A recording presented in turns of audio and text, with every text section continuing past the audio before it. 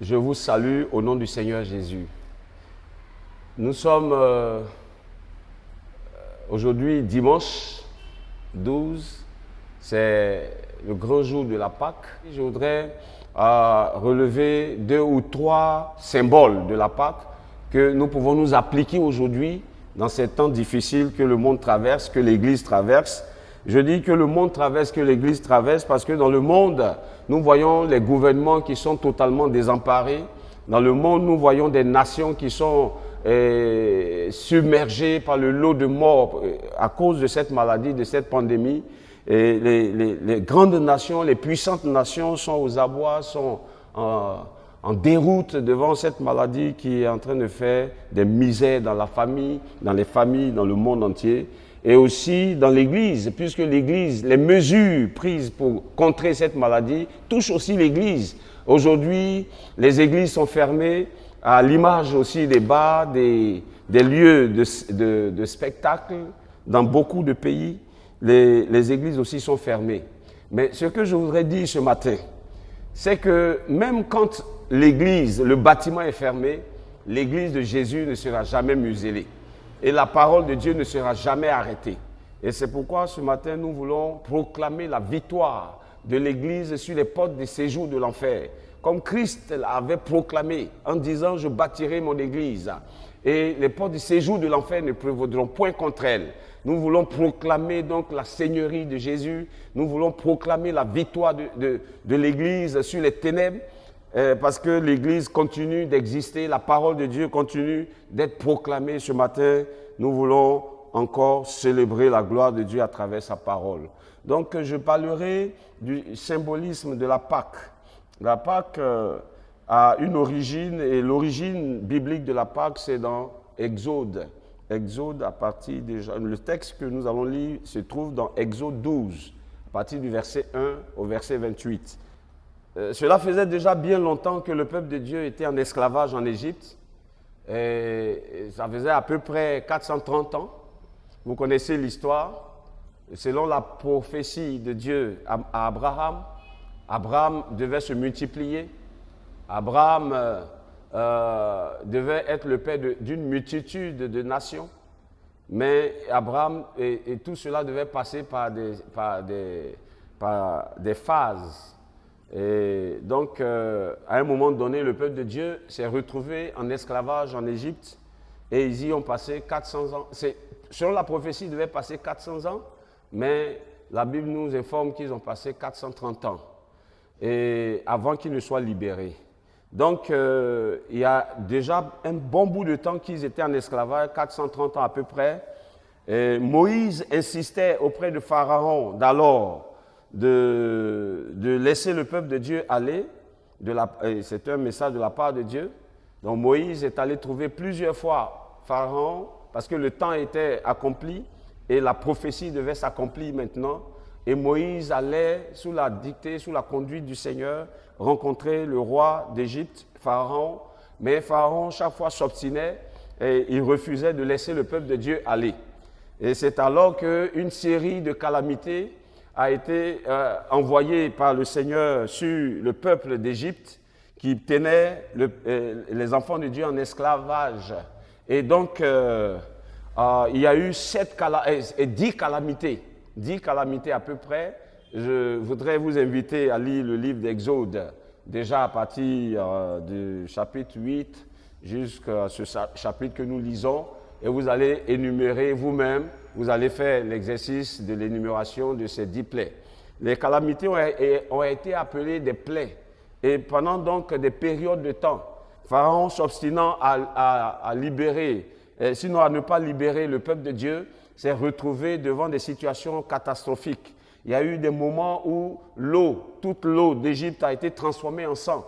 Il y a eu des moments où des grenouilles ont envahi l'Égypte. Il y a eu des moments où il y a eu les ténèbres sur toute Égypte, alors qu'il y avait la lumière, là où se trouvaient les enfants de Dieu.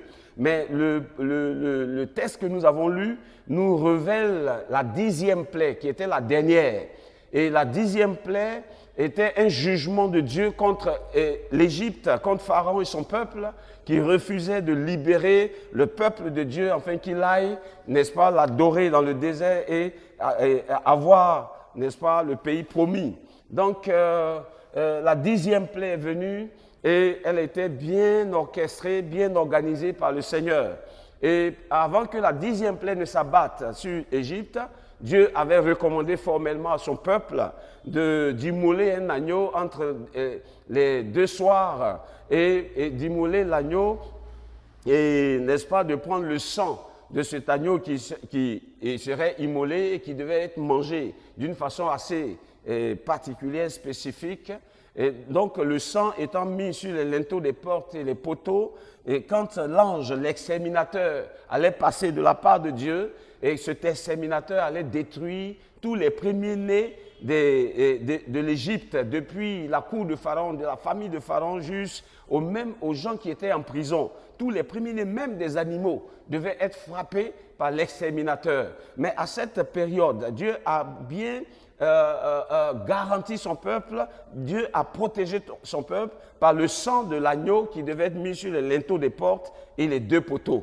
Et c'est donc cette 10e plaie qui donnait l'occasion, n'est-ce pas, au peuple de Dieu d'être protégé par la main de Dieu et en même temps par la suite à sortir de l'esclavage. C'est cette 10e plaie que nous voulons analyser et c'est d'elle que nous voulons sortir, n'est-ce pas, les différents symbolismes dont nous voulons parler aujourd'hui. Donc la 10e plaie s'est abattue effectivement sur Égypte et comme les enfants d'Israël étaient rentrés en alliance avec Dieu par, n'est-ce pas, l'immolation de l'agneau pascal, n'est-ce pas, et le sang, n'est-ce pas, de cet agneau qui a été mis sur les linteaux des portes et des poteaux, la mort est venue effectivement en Égypte, mais la mort n'a pas pu atteindre les enfants d'Israël qui étaient sous la protection du sang de cet agneau. Moïse a insisté auprès de Pharaon de la part de Dieu. Alors Dieu envoya une calamité appelée plaie. Et voici donc le décor de ce que nous voulons dire aujourd'hui. C'est que Dieu, pour libérer son peuple de la captivité, de l'esclavage, de l'Égypte, a envoyé une calamité qu'on appelle la 10e plaie et qui était la mort des premiers-nés des Égyptiens. Et donc, après avoir constaté la mort de leurs premiers-nés, le lendemain, Pharaon a pris la décision de libérer le peuple de Dieu. La suite, vous pouvez lire, la suite, le peuple de Dieu a été enjoint par le Seigneur de prendre les biens chez les Égyptiens et de partir. Et nous lisons et nous comprenons que c'est les Égyptiens même qui étaient pressés finalement, après la 10e plaie, à libérer, n'est-ce pas, Moïse et le peuple de Dieu, à les libérer, ils les chassaient pratiquement. Et pendant donc cette Pâque qui a été immolée, l'agneau qui a été immolé, qui représente la Pâque de Dieu, qu'on doit perpétuer sur des générations, il y a eu un certain nombre de choses, beaucoup de choses, mais nous voulons dire 3 seulement. Et dans le symbolisme de la Pâque, n'est-ce pas, nous voulons parler premièrement de l'agneau pascal. Et en deuxième position, nous voulons parler du sang qui a été mis sur les linteaux des portes et les poteaux, et n'est-ce pas, et qui a été la garantie du salut du peuple de Dieu. Et maintenant, nous voulons aussi parler de l'extermination des ennemis, n'est-ce pas, ou bien de Pharaon et de son peuple, et des premiers-nés, je veux dire, la 10e plaie qui a frappé l'Égypte. Donc, en parlant de l'agneau, je ne voudrais pas être trop long. Je voudrais donc mettre déjà en rapport l'agneau pascal au temps de l'institution de la Pâque dans Exode. Je veux mettre en rapport cet agneau-là avec l'agneau véritable, l'agneau de Dieu, dans le Nouveau Testament. Dans 1 Corinthiens 5, verset 7, la Bible dit clairement que, je lis avec vous, faites disparaître le vieux levain afin que vous soyez une pâte nouvelle, puisque vous êtes sans levain, car Christ, notre Pâque, a été immolé. La Bible nous informe que la Pâque qui a été immolée dans l'Ancien Testament est le symbole de Christ qui, n'est-ce pas, devait être immolé pour le monde entier, pour tous ceux qui croiraient en lui. Donc Jésus-Christ qui paraît plus tard, bien longtemps après la Pâque dans l'Ancien Testament, ce Jésus-là n'est pas juste un Jésus quelconque, mais c'est l'agneau que Dieu donne pour le salut de l'humanité. Comme l'agneau a été immolé dans la Pâque, dans l'Ancien Testament, dans le Nouveau Testament, Jésus-Christ a été immolé pour le pardon des péchés de l'humanité et pour le salut de l'humanité. Christ est donc notre Pâque. Et cette Pâque-là doit être, n'est-ce pas, reçue par chaque croyant, par chaque personne sur la terre. Enfin, n'est-ce pas, d'avoir la vie, comme Israël a eu la vie en Égypte, comme Israël a connu le salut. Il faudrait que le peuple, n'est-ce pas, de l'Église et le monde entier puissent accepter Jésus comme Seigneur Sauveur personnel pour être sauvés. Il n'y a point de salut en aucun autre, si ce n'est en Jésus-Christ de Nazareth. Et c'est Jésus qui est la Pâque, qui est notre Pâque. Et cette Pâque a déjà été immolée. Et le bénéfice de l'immolation de cette Pâque doit être maintenant la vie pour chaque personne qui croit en Jésus. Alléluia. Et tout de suite, je voudrais arriver au sang. Le sang, n'est-ce pas, de la bête, de la Pâque qui a été immolée dans Exode, est le symbolisme, n'est-ce pas, du sang de Jésus qui a coulé à la croix de Golgotha.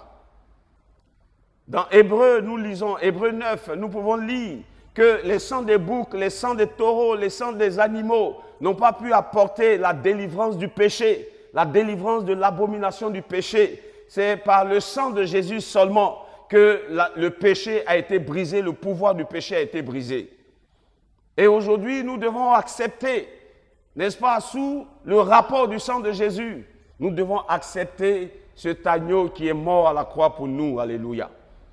Et le sang de Jésus est capable de purifier les consciences et purifier même les choses dans le temple céleste.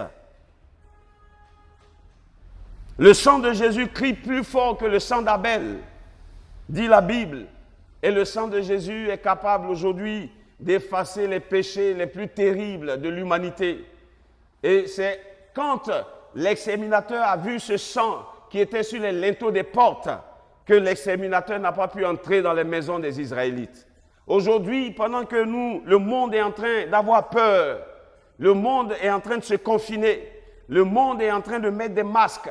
Le véritable masque que le monde devrait mettre, c'est d'entrer en alliance avec Jésus pour avoir son sang sur sa vie. Et aujourd'hui, le sang de Jésus a encore plus de pouvoir pour purifier de tout péché et pour rapprocher le pécheur qui est purifié du trône de la grâce. Et j'invite le monde entier à accepter Jésus et à s'approcher à travers le sang de Jésus du trône de la grâce pour le salut de l'humanité. Vous verrez, n'est-ce pas aussi dans la pratique de la Pâque dans l'Ancien Testament, que l'exterminateur a détruit les familles des ennemis. Et ceci me semble très important. Quiconque s'élèvera contre le peuple de Dieu, ce peuple qui va craindre Dieu, qui aura Jésus pour Seigneur et qui se mettra sous le manteau du sang de Jésus, est un peuple qui sera protégé de la mort. Mais la mort qui viendra atteindra toute personne qui n'est pas sous la protection de ce sang. Et nous avons vu combien de fois le premier-né de Pharaon a été détruit. Le premier-né de chaque Égyptien a été détruit. Le premier-né même des animaux, des bétails, les gros et les petits, ont été détruits. C'est ainsi que l'exterminateur qui s'est levé va détruire toute personne qui n'est pas sous le manteau du sang de Jésus. Et je voudrais inviter donc le monde entier, pendant qu'on cherche des solutions contre cette pandémie, contre ce virus, contre cet ange de la mort qui a été lancé contre l'humanité, je voudrais inviter le peuple de Dieu à faire alliance avec Jésus, l'agneau de Dieu, qui a été immolé. Afin que chacun de nous, sous le couvert de l'agneau de Dieu, de son sang, nous puissions avoir le salut, être délivrés des calamités, mais être encore plus délivrés du pouvoir du péché, avoir la vie éternelle. C'est ainsi que je voudrais aujourd'hui inviter chaque chrétien, chaque croyante à faire la célébration de la Pâque. Que ce soit le moment où nous remettons Jésus au cœur de nos vies, que ce soit le moment où chacun s'approche de Dieu pour se repentir de ses péchés et s'attacher au Seigneur et à sa parole, afin d'avoir la vie éternelle. et d'être libérés de ce fléau qui frappe le monde. Que le Seigneur vous accorde la protection. Que le Seigneur soit avec vous. Que la Pâque qui a été immolée vous soit en partage et ses bénéfices soient vos partages. Et que la vie éternelle soit votre partage. Que la sécurité de Jésus soit votre partage. Et je prie que la main de Dieu soit avec l'Église et avec le monde entier. Ceux qui veulent se convertir à Jésus, que Jésus soit glorifié dans le monde entier. Au nom du Seigneur que j'ai prié. Amen.